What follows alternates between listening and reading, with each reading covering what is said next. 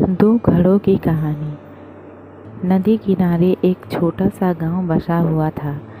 नदी गांव के लोगों के लिए पानी का प्रमुख स्रोत थी, लेकिन जब बरसात के मौसम आया और गांव में कई दिनों तक घनघोर बारिश हुई तो नदी में बाढ़ आ गई।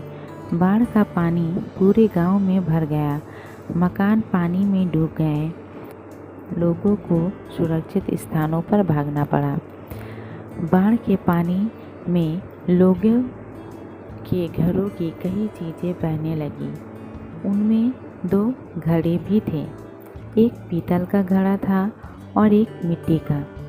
दोनों ही घड़े पानी में खुद को बचाने का प्रयत्न कर रहे थे।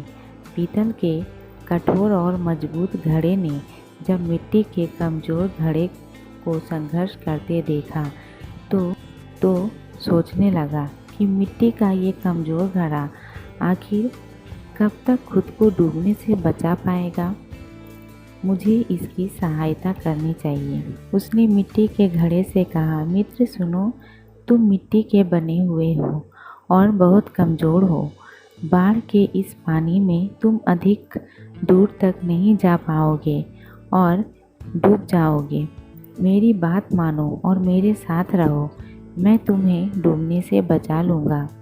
मिट्टी के घड़े ने पीतल के घड़े को देखा और उत्तर दिया, मित्र, तुम्हारी सहायता के प्रस्ताव के लिए धन्यवाद, लेकिन मेरा तुम्हारे आसपास रहना मेरे सलामती के लिए उचित नहीं है। तुम ठहरे पीतल के बने घड़े और मैं मिट्टी का घड़ा। तुम बहुत कठोर और मजबूत हो।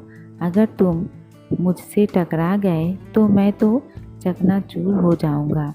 इसलिए तुमसे दूर रहने में ही मेरी भलाई है।